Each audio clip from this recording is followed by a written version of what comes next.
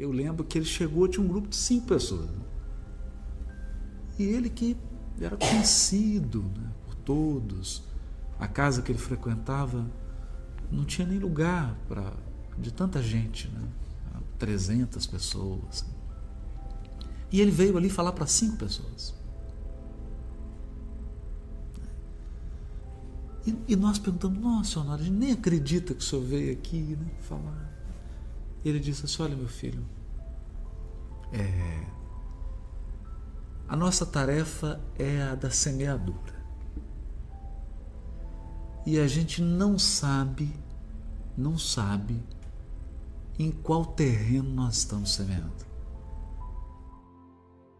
E essa é a força do Evangelho, essa é a força do Consolador prometido, que é o Espiritismo. Porque ele vai avançando de coração em coração. Nós ainda na Terra não podemos avaliar o que representa um coração que se volta para a luz. Um coração que é tocado pelo Evangelho. O quanto que esse coração poderá mudar outros corações. Às vezes nós pensamos de uma maneira muito imediatista e queremos que as mudanças todas se realizem em 5, em 10 anos, em 15 anos. Mas os espíritos superiores trabalham com planejamentos de 500 anos, 1000 anos.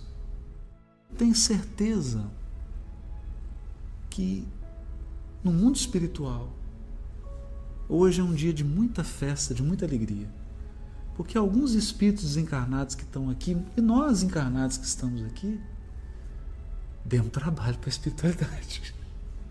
Pode ser que a nossa presença aqui hoje seja fruto de 300, 400 anos de trabalho. E hoje eles estão lá assim pensando: meu Deus, está sentado, assistindo, ouvindo alguma coisa sobre o Evangelho de Jesus. A grande beleza da vida não se restringe mais a um intervalo de tempo que vai do berço até o túmulo. Com a doutrina espírita nós aprendemos que berço e túmulo são estações inúmeras de uma viagem muito mais ampla. Ninguém na Terra passa por algum sofrimento de grande expressão sem que a justiça divina permita. Porque quando um sofrimento de grande expressão encontra uma criatura, é porque ela está em débito com a providência divina, está em débito com as leis que nos regem. Mas nós podemos minorar e diminuir o débito das criaturas através da caridade, da nossa disposição de servir. Então, quando você vai no hospital, visita esse alguém, aplica um passe, atende, você está alterando a contabilidade de débitos. Isso se chama intercessão. Toda vez que nós auxiliamos um semelhante, um ser humano, nós estamos emprestando os nossos ombros para que essa criatura carregue a sua cruz. Isso se chama solidariedade espiritual. Porque a maioria das pessoas dorme um sono gostoso, que é o sono da carne, e acorda de uma ilusão dolorosa ao desencarnar. Então não é nenhum sentimento de masoquismo do espírita, é que o espírita prefere acordar enquanto está encarnado. Porque a vida é repleta de acontecimentos, de circunstâncias que vão cruzando o nosso destino. Todas elas buscando o nosso burilamento. Mas nem sempre nós estamos de olhos abertos. Nem sempre nós estamos acordados para as realidades do espírito imortal. É prestando auxílio ao próximo que nós mobilizamos a misericórdia divina. Por que que quando alguém chega chorando no Maria de Nazaré, Deus não se materializa e enxuga as lágrimas? Por que que Ele mesmo não atende todas as dores, pessoalmente? Porque Deus age através dos seus filhos. Quando alguém derrama uma lágrima, sabe como Deus enxuga? Manda alguém enxugar. E assim, Ele permite que nós, pobres criaturas, sejamos veículos dos seus ilimitados recursos. É uma honra servir de instrumento para a providência divina. Poder ser aquele fio condutor que liga a misericórdia divina ao necessitado. E nós não estamos falando apenas do necessitado material. Nós estamos falando de todas as necessidades que afligem o mundo. Depressão, dor, perda, pobreza, ignorância, estupidez, todas essas carências. Ninguém suicida porque não conhece a arte moderna. Ninguém toma antidepressivo porque não consegue resolver uma equação de integral ou de derivado. As pessoas adoecem, entram em depressão, chegando ao extremo do suicídio, por problemas relacionados ao sentimento. Como pai, como mãe, naturalmente você alimenta o seu filho. Nós sabemos disso. Precisa nutrir a criança. Ninguém aqui se esquece de vestir os filhos. E muitos vestem com um bom gosto extremo. Ninguém aqui se esquece de matricular sua criança numa escola. Há mães que gastam semanas pesquisando a escola, conversando com a professora, sabendo qual que é o método pedagógico, se inteirando das atividades. Por quê? Porque todos querem um filho saudável, educado, preparado para um mercado profissional, um filho que tenha condições de resolver-se, de alcançar a sua independência econômica, a sua independência financeira. Mas por que os pais não esperam que com 18 anos o seu filho vai ser um usuário de crack? Por que os pais não esperam que com 25 anos seu filho vai ter uma eclosão, um surto psicótico? Ou que a sua filha, depois de ser abandonada pelo marido, vai suicidar-se? Por que a nossa sociedade não se preocupa com a educação do sentimento? Com a formação moral? Por que essas questões são sequer mencionadas nos programas educativos? Se você é uma criatura que vive única e exclusivamente para você, ocorre um fenômeno de isolamento espiritual. Não é que ninguém está te isolando, é você que está se isolando. Quem vive única e exclusivamente para si, não conquista simpatias espirituais. Mas quando você sai de si mesmo e vai de encontro ao semelhante, o que acontece? Você sai de casa, chega a um hospital, tem um doente, você aplica um passe nele, fala uma palavra de reconforto para ele.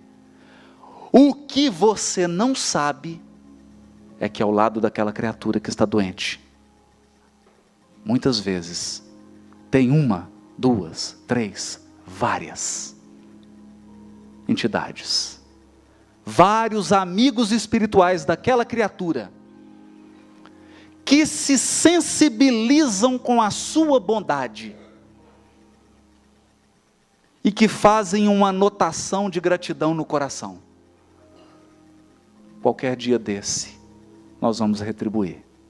E assim, à medida que você vai acumulando horas de trabalho no bem, horas de trabalho em assistência ao próximo, não só assistência espiritual, mas intelectual, moral, espiritual, sem saber, você está granjeando uma multidão de amigos, e vai chegar um dia que você será o necessitado. E quando você menos desconfiar, menos perceber, haverá uma multidão de amigos ao teu lado, para retribuir o teu gesto de bondade. E é dessa forma, minimizando a dor do semelhante, ajudando o semelhante a carregar a sua cruz, tornando a cruz do outro mais leve, que você consegue, pelo amor, apagar seus próprios débitos pessoais. Como ensinar o seu filho a ser prejudicado por alguém, mas não afogar-se na mágoa? Como ensinar o seu filho a sofrer uma grande frustração decorrente de uma expiação e manter-se sereno e confiante em Deus? Como ensinar seu filho a controlar os seus próprios desejos, para que esses desejos não sejam causa do comprometimento da sua encarnação? São questões graves, são questões muito sérias, porque aqui nós estamos tratando do espírito imortal. Os nossos desejos e os nossos pensamentos ditam a frequência. A companhia espiritual é consequência. Deus, na sua sabedoria infinita, manda espíritos bastante experimentados, porque nós somos espíritos milenares, com experiências múltiplas, algumas felizes e outras muito infelizes. Mas quando Deus envia esses seres numa nova jornada, coloca em corpinhos que são realmente muito bonitinhos. Então você olha para aquela coisinha gostosa e você fala: meu Deus, que coisa linda. É meu nenenzinho. E é bom que seja assim. É bom que seja assim. Porque se nós tivéssemos acesso a 10 reencarnações anteriores dos nossos filhos, poderia sermos tomados por um desânimo geral no que diz respeito à tarefa da maternidade. Se nós pudéssemos penetrar. E por que Deus faz isso? Porque quer nos esconder? Durante muito tempo eu cheguei a pensar que o esquecimento era um anestésico. Mas não é isso. Não é isso. O esquecimento é o maior convite de Deus à renovação. E ninguém renova se não parar de olhar para trás. A pessoa mais importante que você foi é o que você é agora. Porque acredite, você era pior. Nós estamos numa jornada evolutiva. Aprendemos no livro dos Espíritos que não existe retrocesso. Então você é melhor do que ontem. Isso significa que nas reencarnações anteriores você era pior do que é hoje. Eu não quero conhecer você antes. Portanto, recebemos a bênção do esquecimento. Recebemos uma criança num corpinho pequenininho que vai se formar. Para quê? Para que a todo momento esse espírito que nós recebemos como filho receba um convite da renovação. A infância é o mais belo canto nos convidando à renovação. Como pai e como mãe, qual tem sido o seu papel nisso? Porque nós estamos falando de evangelização de almas, de espíritos imortais. Nós somos agentes da renovação dos nossos filhos? Ou agentes da cristalização? Não importa que você não seja merecedor dos bens que você tem em mãos. Não importa que você seja cheio de deficiências. Que você seja um instrumento imperfeito. Isso não tem importância. Deus se serve de criaturas imperfeitas para espalhar o seu amor. Mesmo sendo imperfeito, você pode amar. Mesmo sendo um devedor, mesmo sendo alguém com um passado espiritual triste, todos podemos ser instrumentos da misericórdia divina e minorar a dor do semelhante. Eu chego no plano espiritual. Os benfeitores olham para mim, pelo cheiro que eu emito, e não adianta perfume francês, pela cor que eu emito, pela densidade da vibração que eu emito, eles olham e falam assim: esse aqui já lesou 50 sócios, já matou não sei quantos, já tombou a esposa de 20, já fez isso, fez isso, fez isso. Está gravado. E aí você vira para o benfeitor e fala assim: eu quero me purificar. Eu quero lavar minha alma, literalmente. Eu preciso lavar meu perispírito. Lavar. O que eu faço? Nós vamos te mergulhar num vaso milagroso. Ele, nossa, puxa vida, é fácil assim. Então é mais ou menos como um batismo, joga uma aguinha em cima, mais ou menos. A mesma coisa. Você já está, nossa, vai ser bom, né?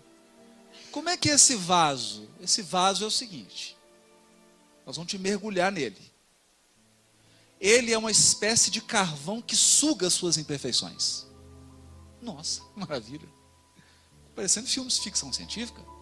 Bom demais, gostei. Adorei esse processo. Que vaso é esse? É o corpo humano.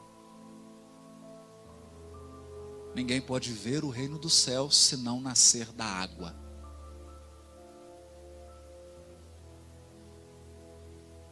Aí vem aquele espírito e os pais estão bonitinhos, ele vem com a paralisia cerebral. Aí os pais entram aqui na casa espírita e choram quando conversam com a gente. E a gente fala para eles: solta foguete e faz uma festa. Porque o perispírito do seu filho está sendo limpo. O espírito do seu filho está sendo purificado. É isso que Clarence está falando.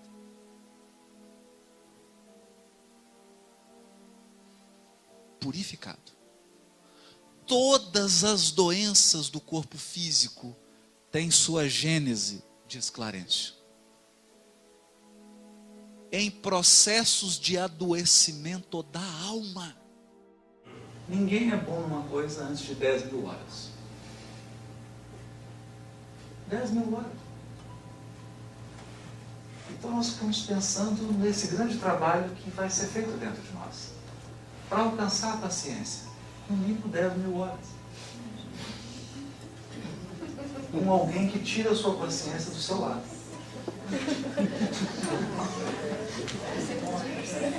Sem interrupção. 10.000 horas. É um condicionamento físico. Não é? Há quem diga, não sou eu que estou dizendo, que um cônjuge é um personal trainer. Ele, diz quem disse, Roberto Almeida, ele condiciona. Ele aumenta seu condicionamento. Te ajuda a perdoar, a ter paciência, a dividir, a compartilhar, a ser fraterno, a pensar antes de falar. É assim que a misericórdia nos une a todos que somos devedores. São devedores ajudando devedores. Porque Deus não é um banqueiro inflexível que quer que os seus filhos paguem dívidas. Deus quer que os seus filhos aprendam a amar.